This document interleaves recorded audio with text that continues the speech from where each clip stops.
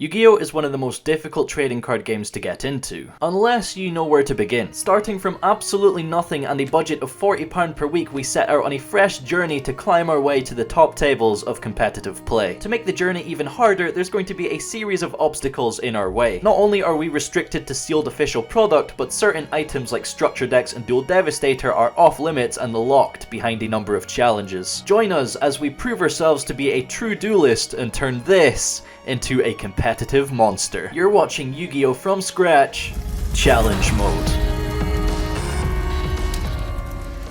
We made it to double digits, baby. Welcome to episode 10. Last week we earned ourselves a little Charmer structure deck, pulled the King of Beasts, and climbed to a 2-win streak. So today could be big. If we don't somehow manage to fuck it up, winning today's remote duel earns us the fabled Duel Devastator box.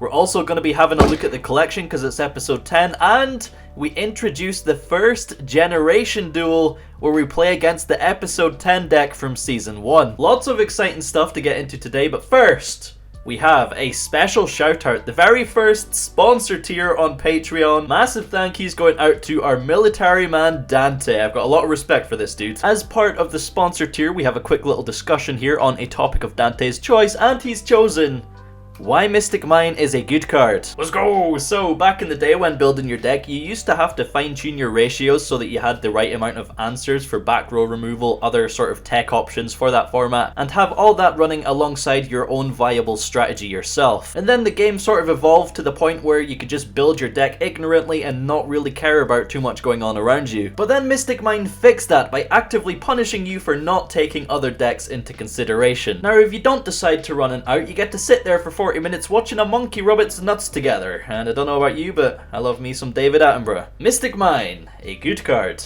Anyway, today's budget is £42. I'm not 100% sure what we're going to be opening today because it really relies on how quickly my mail arrives, but our options are either Phantom Rage to continue the search for Tri-Brigade Karas, a super rare, or Rise of the Duelist to get our hands on another Dogmatika card for our engine. Regardless, we are going to need all the luck points we can get. Looking at our challenge, we need 8,000 for our structure deck challenges, and looking at the previous episode, as of right now, we have 4,618 luck points. That means to complete the challenge, we only need another 3,382. So you know what to do, hit that like button, subscribe to the channel, and let's see what we open today. Okay, so once again, we have some change. That £1.50 is constantly evolving. Last week it was £2. Now it is £1. Yes, we spent £41 today, and honestly, this is do or die when it comes to the Melffy package. We have 7 packs of Battles of Legend Armageddon, £3 each, so £21. As soon as we're done with these, that's the supply all dried up. We can no longer really get our hands on Battles of Legend Armageddon, at least for a reasonable price. So if we don't pull Obedience Schooled and Kalantosa, then we're probably going to have to rethink the Melffy strategy. On top of these 7 packs though, our mail did come in clutch. We got our stock of Phantom Rage in, and we have 8 packs to open here. £20, so £41 in total. Still just looking for the one Karas, but we now have more Ultras and Secrets to pull. So, you know, Zeus, maybe, hopefully. Another Fractal would be nice. Dogmatika Ashayan, also pretty cool. But I'm really excited to get into these. If we are ever going to pull anything really spicy like a Starlight, it's got to be today, man, because this is our last hope on the Battles of Legend. So I'm going to remove the cardboard on all of these real quick. All right, there we go. That took a bit longer than it should have. We seem to have a lot of dad packs here. 3 dad, 1 JD, 1 Chaos Emperor, and 2 Red Eyes packs. Oh man, I'm nervous. How many Ultras are in this set? There's a total of 59 different Ultra Rare cards. We're opening 7, so we're getting 28 in total. Man, that is a pretty big chance of not even seeing one Obedience School. This is scary, man. The Melffy dream could be over. Okay, so 7 and 8. I suppose we'll do 1 and then 1, then 1, then 1, then 1, then 1. So we'll start with a Phantom Rage and see what we get. Hope for the best. Alright, Tri-Brigade Karas is all we need for me to be happy, I suppose. Worst case scenario. We have Cupid 4, UA, Libero Spiker. We have Tri-Brigade Rugal, Penguin Brave, and Conductor of Nephthys. Paranoia, Plant Mommy, Suppression, and 1 or 6. Here we go, our first Battles of Legend pack. What's it gonna be? We got Bullet Bill, Appliancer Laundry Dragon, Invoked Caliga, Appliancer Test, and Chimera Tech Mega Fleet Dragon. Okay, Ruggles. This is a public call out, boy. We're coming for you. Oh man, I love the Secret Rare Mega Fleet. It looks so good. Alright, well, nothing we can really use. I mean, we can side this, I suppose, maybe, for going against Cyber Dragon decks. Phantom Rage. What we got? We got Conjurer, Tri-Brigade Rugal again, Magical Broker, and Gizmek Makami, the Ferocious Fanged Fox. Very shiny. We got Tri-Brigade Oath, Monsters, Clash, and Magic cards. Okay, let's open a Red Eyes pack. Is it even Red Eyes? It's like Darkness, Steel Dragon. I don't know. Alright, we have Breaker Bunkle, Galaxy Worm, Necros of Gungnir, Elemental Hero Neos Alias, goddamn dude, and Specimen Inspection. Yo, let's just build fossils, yeah? Goddamn dudes. Back over to Phantom Rage, we have Wild Cats, we got Troy Bolton, Greethy's Ugly Fish, GGG, Tri-Brigade Standoff, and Mutant Arsenal, the Fire Level 8. 3000 beat stick, jeez oh. Paranoia, Come in the Hand, Clash, and 1 or 5. Very nice. This isn't going well so far. Come on, man. Let's turn things around, get those luck points going. We have a second Valeraphon, I think. Beast Tuner. Getting Nat Beast would be pretty cool, but Nat Beast is really hard to find in sealed product. It's like hidden arsenal back in the day. We got Raz Disciple, Topologic Zeraboros number 2, and Numeron Wall with a powered crawler tank thing. Oh no, Battles of Legends sucks, dude. It's such a terrible set. I hate it. Alright, Penguin Brave, Tri-Brigade Root. Have we had one of these in every pack so far? Jesus Christ, dude. Cupid 4, Ja, and Perfect Zinc. Banquet of Millions, Mahama, we got Gores from Arena, that was pretty sick. Arcana Reading, and a Rose. Let's open a Judgment Dragon pack. Let's shed a little bit of light in here, get some hope going. We have a Laundry Dragon, Appliancer Reuse, Appliancer Celtipus, and Invoked Purgatrio. Come on, Specimen Inspection twice in a row. This is so sad. Oh, we could actually pull Invocation, because we have Alistair and Meltdown. That would be funny. Not that I want to go for the full-on Invoke strategy, but it would just be pretty funny, huh? Alright, Gagagabite, we got Player Manager, Darth Maul, Raz and Ryu, Fanged Boy, Proofanisa, Tactical Trapper, and Lao Lao. Yo, we can just play Virtual World as well at this point. Rookie for Hire, Dual Avatar, Return Suppression, and some more Magic cards. Come on, Dad. Come in clutch for us. Please. We completed the Dad Challenge. It's the least you can do. We have number 4, Numeron Gates. Flower Guardian, Cherry Blossom, Kalantosa number 2. Okay, I'll take that. We can replace the Giraffe. That's good. That's a good pull. Thank goodness we got at least something. Small green man. And number C1, Sunya. Back over to Phantom Rage. Still no Karas, dude. That's pretty sad. Alright, Proofanessa, Tactical Trapper, Penguin Brave, Transverser, Libero Spiker, and Strangleanius. Strangle me at this point, please. We have Arcana Reading, more Magic cards, Charge into the Dark World, Unbreakable Mind, and Expansion. Now, we'll leave that one to last. Surprise me! We have a Junk Anchor. Number 2, Seahorse. Number 1, we got Gate Mech, Phantom Beast, O-Lion, and... oh, wow. We actually got a Darkness Metal, the Dragon of Dark Steel. So we've hit, what, 3 of the 5 retrains? That's pretty cool. But, oh man, we can't use any of this. And we're down to our last one. I need to check if we can get Obedient Schooled from anywhere else, because having the Melffy Dream die is way too sad. Alright, we got Tri-Brigade Nerval, Heel Eagle, we got Hinazumi Hanabi, and Juju. Funny ass looking thing that. Look at the tail though, Jesus. We got Xyz Import, Compact, Man of the Match, Lionel Messi, and Charge into a Dark World. Oh no, I don't want to open it yet. We'll leave that till last. Dude, this opening's been garbage. Let's be real here. We got Defeat and Evil, Stained Greaves, GGGG, Dogmatikacism, and Mutant Arsenal again. We're getting duplicates before we get this stupid Karas. What is going on, dude? GB88, Compact, Rookie for Hire, and Mutant Fusion. Alright, well, if we don't win the remote duel, it's looking like we're just going to open full-on Phantom Rage next week to make sure we get it. Alright. all comes down to this. The Chaos Emperor Dragon. Please bless us with an obedient schooled. We have a Goyo Defender.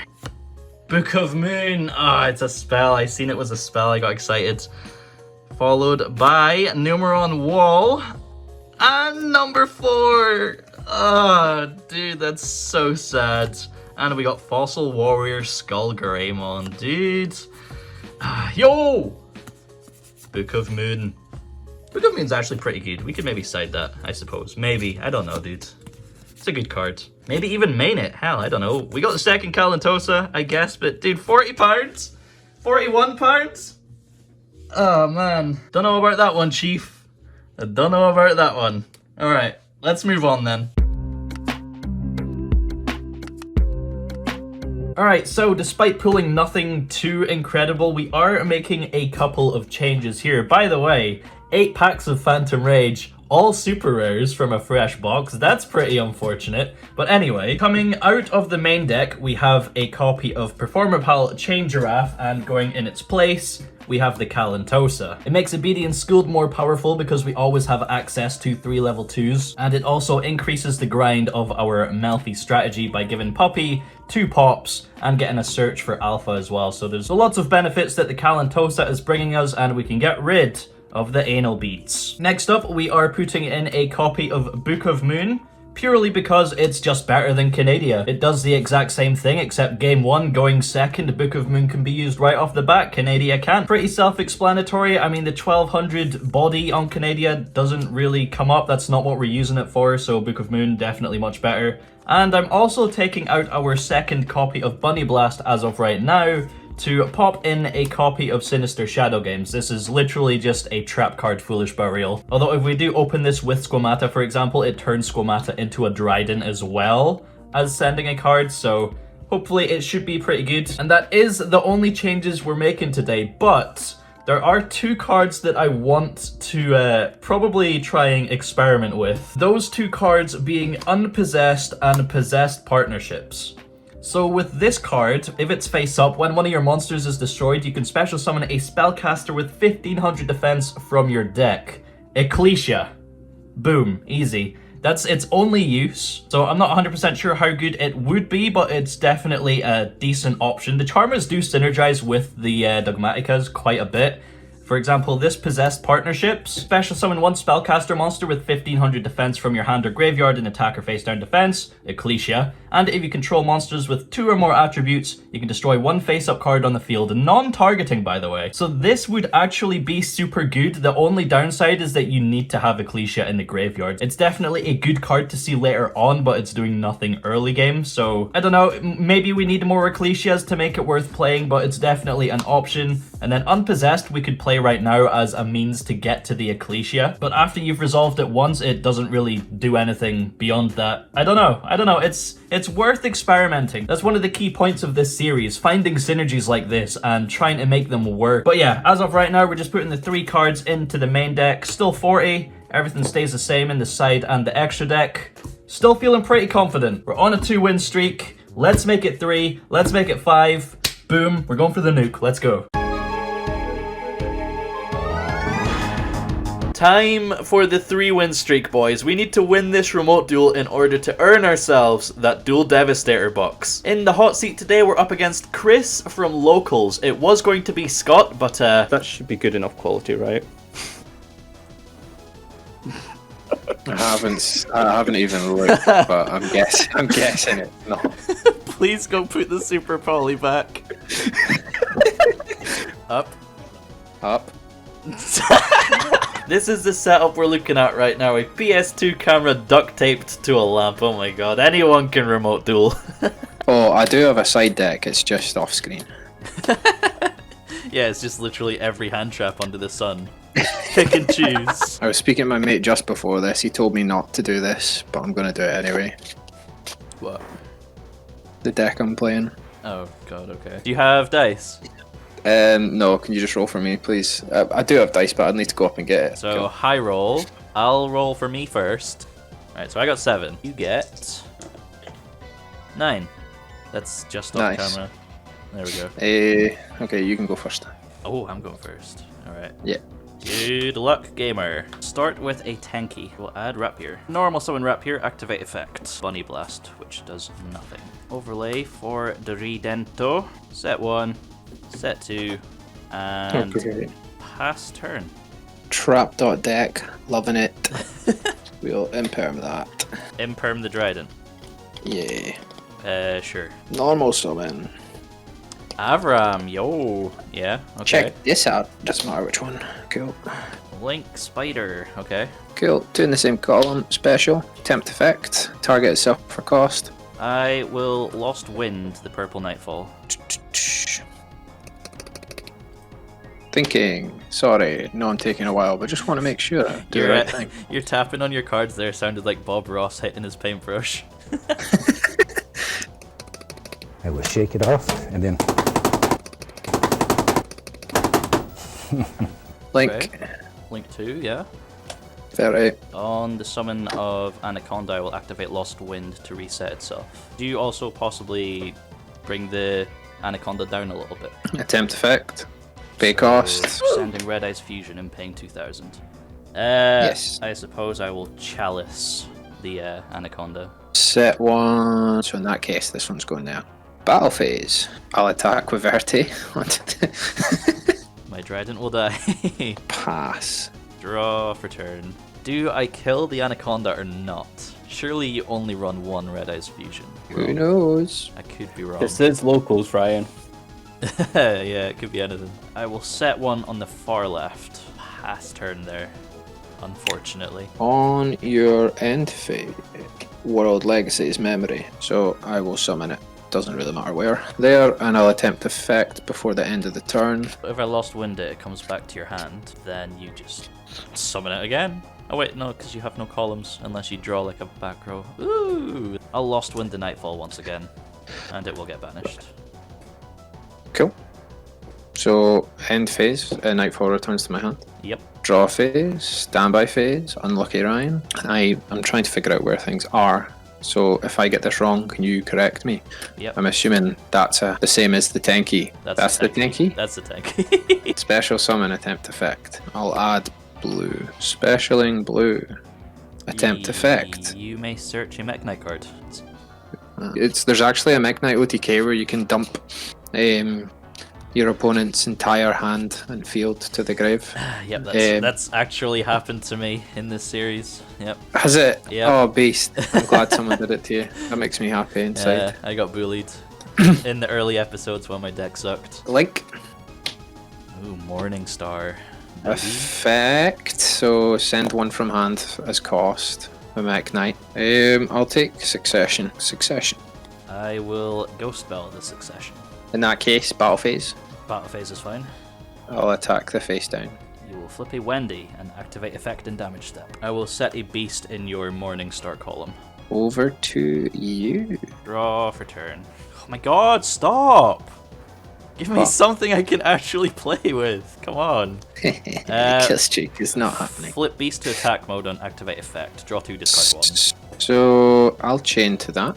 Mm-hmm. World Legacy Secret. And this is the move that won Chris game 1. The card he drew the turn before that essentially enabled him to special summon his Mech Knights, now negates my only play, and allows him to take the game. If it was literally anything else, we would probably be in the winning position with Effect Failure and Triple Tactics in hand with the draw 2 from Beast. But that wasn't the case, Tactics was never live either, so we literally just had nothing and got steamrolled in the next 2 turns. Hopefully game 2 goes a little bit better. In retrospect, I probably should have set the Wendi instead of going for Trident, knowing that Trident would just die. You can do half and then half again. 5 to the bottom. I will be going first. Brave man. Good luck. Good luck. Good luck. Good luck. You too. Oh god, this is terrible hand. Oh, this is perfect. I will normal summon a Whiptail. Okay. I will overlay for Trident in the leftmost zone. Follow up with a Nadir Servant. No. Ah, shit. Oh, that ruins everything! No! Absolutely not letting that go through. God, why not? Set a back row in the middle column, and I will attempt to go to the end phase. That is fine. In the end phase, I will activate Puppy to special summon itself from the hand. Draw. Hey, just what I wanted to say. I will normal summon to an open column. Set one. There we Special. go. That's what we're here for. Memory. Special from deck, you're locked into Mech Knights. Purple. Yeah, I'll allow that. Thank you, Saya. Target for Nightfall. Is green. Targeting green. I will chain Dryden and target green. Okay, it's fine. Battle phase. Attack with Avram. Into... Puppy. You're attacking Puppy. Yeah. He's clearly your MVP. So I'm attacking Puppy. I will activate Puppy effect on attack declaration. Then Ash. Attack still goes through, unfortunately. End phase. Purple returns to my hand. In the end of your main phase, Mm-hmm. I shall activate punishment. And this, ladies and lumps, is the play that cost us the game. Literally top 5 cringiest punishment activations of all time. There was no reason to activate punishment here in this board state. I can tell you why I did it. I got super greedy with Wendi in hand, so by dumping Ab Cologne, we get rid of Nightfall to search for Schism and have a beast on field to draw with on our next turn. The reason this was an absolutely terrible play is because it just completely gives away control of the game. Vespinato just pushing for damage with punishment as a backup to clear his board just wins the game by itself. And not only that, if he was somehow able to destroy the Vespinato, it would bring back our Puppy and give us a grind game with the Melffy plays. On top of that, we could have just set the Wendi and got the beast a turn later than we originally would have. But instead of all that, we rightfully so got punished hard by World Legacy Secrets, bringing back the Purple Nightfall, negating our beast and allowing him to trigger its effect on our turn and then on his turn and snowball to the point where we get Boral Sword OTK'd. Yep, this time it wasn't the deck that sucked ass, it was me. I sucked the booty pipe. Well, back to square one when it comes to the win streak, but we get knocked down, we get back up again. There's still 3 other matches to play here. Round 2, we're up against Ake Dragon on VFD Elderlich Dogmatika. This might be a tough one, but at least we win the rock, paper, scissors. Starting off, man, our hand isn't looking very good. Maybe if we were going second, it would have been good, but oh no. We're gonna set Floodgate Trap Hole, bluff by setting a Talents as well, and just pass turn. Apparently though, Ake's hand isn't too great either. He's just gonna normal summon a copy of Colt Wing, set 3 back row, and attack in for 1600 direct. Drawing into Squamata for turn actually makes our Schism somewhat playable, and we can special summon Alpha here as well, get the big beat stick on the board. Setting Squamata and going into the battle phase, we get hit with the 2-card Elderlich combo, Conquistador Sanguine. So Alpha dies, and we no longer need the battle phase, so set Schism and pass. Ake grabs another copy of Conquistador off the Sanguine in graveyard, and then swaps a couple of battle positions around, and goes into the battle phase. I'm more than happy for Squamata to die here. We also get the flip effect to pop the Golden Lord, turning off his Conquistador unless he also has another Sanguine or Eldlixir. Down comes another back row, and it's over to us, where we top deck a punishment. This is what I like about our Elderlich matchup. If they take too long to kill us, we just draw into resources that can entirely swing the game back in our favor. So set in punishment, we're going to pass it back over to Ake, and he's going to start by activating the Golden Lord, dumping an Imperm from field to add it to hand and special summon to the field. 3500 Indestructible Beater, and Colt Wing gets flipped to combat mode as well. We're going to the battle phase, but we can out this before the battle phase. We're going to activate Veiler, targeting, it really doesn't matter here, so we can chain the Schism, putting out Construct, and sending the Golden Lord back to where he came from, 6 feet under. See you later, Hick, although our Construct does get ashed, unfortunately. Thinking about it now, we could have just chained Conquistador to the Schism, which would have turned off pretty much all of our grind game. But here we are. Ake thinks he is going in for the kill here, so he activates Fleur-de-Lis in hand to special summon to the field, and then hits us with the 2-card Elderlich combo once again, Conquistador Sanguine. Pop goes the Construct, and that's a lot of damage. We are forced to activate the punishment here and draw the game out a little bit longer, but we eventually succumb to a Zeus. Going into game 2 here, let's hope for a bit of a better start, and there we go. That's what you like to see. We have Dogmatika plays, Interruption, Shaddoll plays, Catty's gonna get us to either Puppy or Alpha. Definitely a cash money hand. So normal summoning the Ecclesia here, we're gonna search for Dogmatika punishment, set 3 back row, and get Catty in the end phase. How is Ake gonna deal with this? Well, he starts by setting 4 back row and activating an Eldlixir to get Golden Lord from the deck. that's it. This does of course trigger Catty, which we're going to use to search for an even bigger Catty, and then in the end phase we're going to flip Sinister Shadow Games for the first time, dumping Squamata to dump Wendi to set a Beast, and you know what, fuck it, we're going to fire off Punishment as well, dumping an Apgalone to get rid of that Golden Lord and get us a Schism. By discarding the Adin, we now essentially have materials in the graveyard for all of our Shaddoll extra monsters, Construct included, and we top deck Punishment number 2. Jesus Christ, dude, there's no way we can lose. Flipping Beast, we draw into Cool Whip and Book of Moon, and literally every card in our hand here is really good. It's tough to decide which to discard, but I think Book of Moon is the weakest option. Then from there, we normal summon Catty and go in for a nice little chunk of damage. From there, we set Punishment number 2 and Schism and proceed to pass turn to Ache. However, in our end phase, he flips his own Punishment, targeting Beast. Sending Titaniclad, he can special summon his own Ecclesia to the field, which actually works in our favour, because while he does get a search for Fleur-de-Lis, he's also triggering Catty here, which will get us to the puppy, and then because we are in my end phase, we can special summon both of them back to the field. Melffys are great, man. Severely underrated, honestly. Finally getting into Ache's turn, he starts with an Imperm on the puppy, which isn't too big a deal, because if he does get over it, we can just use Catty for the second puppy in our deck. He uses Elblixir Engrave to set another Conquistador, and then activates the Golden Lord, sending his own Schism to summon it to the field. That's going to be another Catty search, thank you. Setting 1, he attempts to go into the battle phase, so at the end of the main phase we hit him with the Chainlink 1 Punishment, targeting Ecclesia, Chainlink 2 Schism. However, this time he does Chain a Conquistador, pop in our Schism, making us really have to think on what we dump with the Punishment. Schism's obviously far too good of a card to pass up on, so we just dump a Shek and Naga to add it back to our hand. Losing one of our puppies in the battle phase is fine, and that's all he's got for us. It's over to us.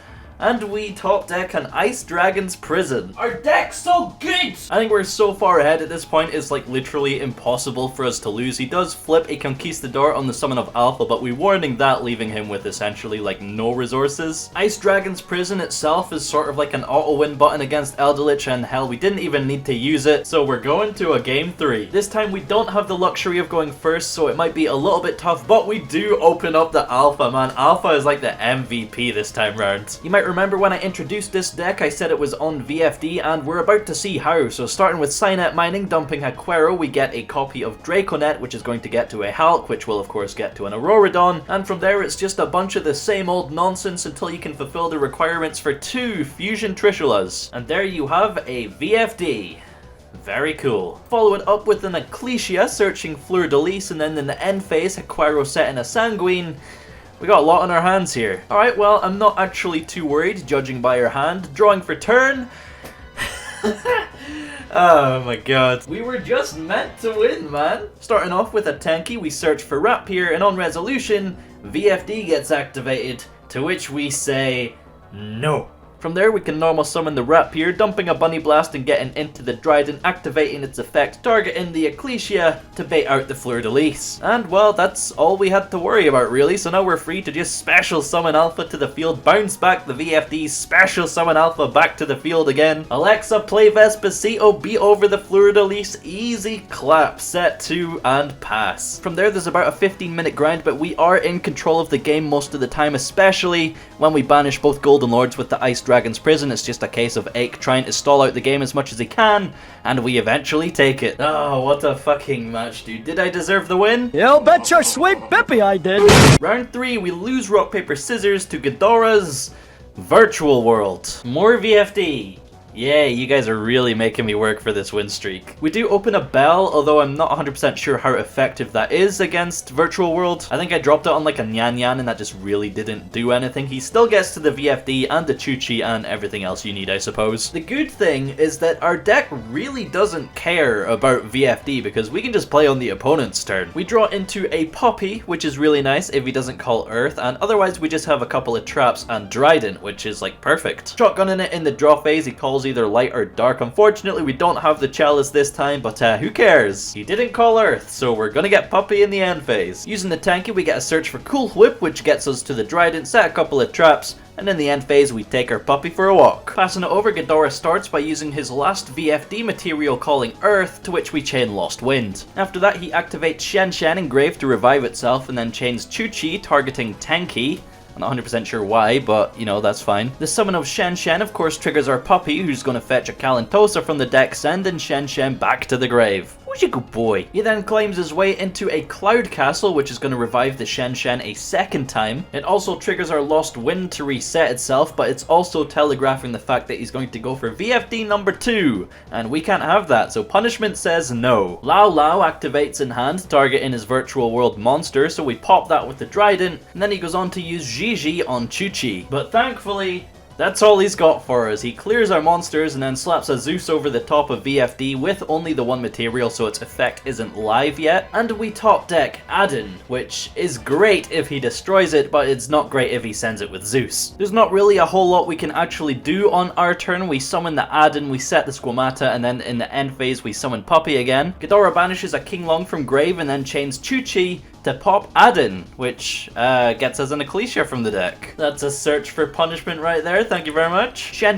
then reborns itself from the graveyard, which once again triggers Puppy, and I'm pretty confident that I'm not going to get OTK'd here, so I summon Catty instead of Kalantosa. This way I can get to the Alpha and then just slap him around on the next turn, but he actually combos pretty hard, going through a lot of resources, getting to a Vermilion Dragon, which forces our Lost Wind. I also activate Catty on its summon as well to search for the Alpha, but with the Lost Wind, I target Shen. I really should have targeted Zeus. Definitely a misplay on my part when it obviously just gets overlaid into a VFD. He combos off a little bit more, getting out his Juju, and then goes into the battle phase. He can't actually kill the Ecclesia here, but he can attack the set monster. Flip. See ya, Hick. Feels good, man. We've basically outgrinded like his entire deck, although this does trigger Zeus, meaning he now has a live effect. Passing it over to us, we top deck a second punishment and start by summoning Alpha, which immediately gets destroyed by Chuchi. Going into the battle phase, we attack over the Lulu, and then main phase 2, we normal summon Puppy, and on the summon of Puppy, Zeus gets activated, wiping the field. A little bit too early in my opinion, probably cost him the game, because now we set punishment, summon Catty, which does get us to the second Puppy that we have in our deck, and we do still have a Kalantosa in there as well, so that's an additional interruption, and he has no extra deck left. So much so that when we pop his monsters with punishment, he's then forced to go into a Break Sword, and we just take it from there. Game 2 going second once again. We open a pretty solid hand. I'm still not sure Valor does that much against Virtual World, but Shaddoll Fusion, Ecclesia, Solemn Warning, all very nice cards. Ghidorah sets 2 and passes, which is very unfortunate. We draw Lava Golem for turn. We have all these incredible going second cards and we can't use any of them, so we just normal summon Ecclesia. In response to her effect, we see Skill Drain get flipped. So it looks like we're going to be having a clobbering war. And by clobbering war, I mean me just clobbering Ghidorah, because that's exactly what happened. 2-0. 2-win streak. Let's go. Going into the 4th and final round, the Generation Duel, we're playing against the episode 10 deck from season 1. They say you are your own worst enemy, and in this situation, it's me standing between me and Duel Devastator. The record of this deck by episode 10 was 39 wins, 52 losses, and 3 ties. Much better than our current record. At the time, I was piloting it as a blind second deck, focusing on stopping your opponent with all the hand traps that we had and OTKing with Borrelsword. It did have a different ban list, of course, so we will be playing to those rules. 3 red reboot, I think, is the only real change, but it's going to be super interesting to see how they play against each other. They have totally different playstyles. Combo versus control, and obviously I can't play both decks at the same time against myself, so I had to get someone to stand in to play the Season 1 deck. They needed to have a decent amount of experience playing with rockets, and Dante stood up to the challenge. We're going to be doing this every 5 episodes to see how the deck stacks up against Season 1. Hopefully we get some exciting matches out of it, and hey, we might even get an appearance from the original deck mommy. But yeah, getting into this match, it actually doesn't matter who wins the rock, paper, scissors, because our Season 2 deck wants to go first, and our Season 1 deck wants to go second for episode 10. So going first, we open up a pretty broken hand. Honestly, this is like one of the top ceilings we could have for our board. We get Trident and Puppy, along with Warning, Ice Dragon's Prison, and Chalice. A total of 5 interruptions, actually. With a good hand, though, the dragon deck could quite easily play through this, like Twin Twisters and Abzerouter Dragon, for example, would be an incredible 2-card combination here. So we pass turn on our 5 interruptions, no cards left in hand. Dante starts by activating Dragon Shrine, dumping Abzerouter, and searching for a copy of Rocket Tracer. From there, he normal summons a Gateway Dragon, and before he gets a chance to activate the Ignition effect, we do activate Puppy, getting the Kalantosa, and sending it to the graveyard. And that ends his turn, which is pretty depressing. He didn't have any extenders, he had triple Gateway Dragon in hand, which isn't very good when your opponent doesn't link summon. Just didn't stand a chance at all against all of our interruptions, so we're going to game 2. This time I thought he might have went first, so I sided in a couple of cards for going second, and no, we're going first, and we open up. Not quite as broken as game 1, this essentially equates to just the 2 interruptions, Lost Wind and Floodgate Trap Hole, but we do have some good grind options that can generate quite a lot of advantage here. Setting everything except the Dogmatikacism, we pass it over to Dante, who starts by normal summoning Auto Rocket Dragon. Linking into Pisty and then activating Monster Reborn is a very desperate move, so on resolution I activate Floodgate Trap Hole, which gets red rebooted. That's the freest of Ice Dragon's prison. Dante links into the Galaxy Satellite Dragon and attacks into the Adin, who can't be destroyed. Passing turn there is 100% game over. Unfortunately, he bricked on hand traps this time. Very anticlimactic, sadly, but not too surprising for the episode 10 deck. It happens, right? I think the next generation duel will be a lot more fair because that's when the deck turned into a going first deck with the introduction of Deck Mommy. So yeah, definitely look forward to that, but for now, we got that 3-win streak, boys. We've done it. Now getting a quick update of the challenges.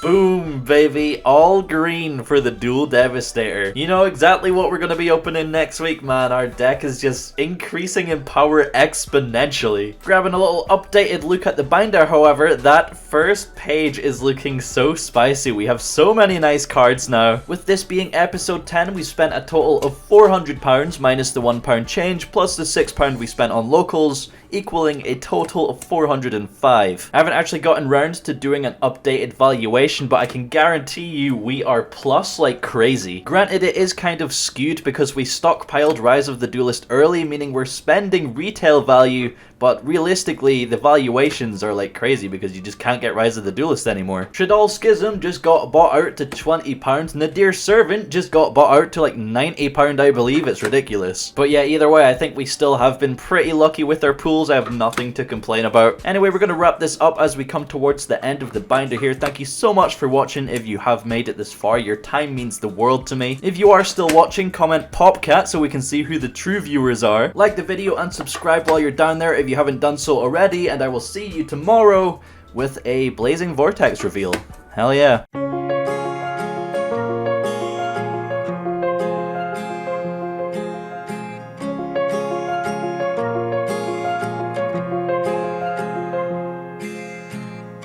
Gravel road, I've been asked to slow down.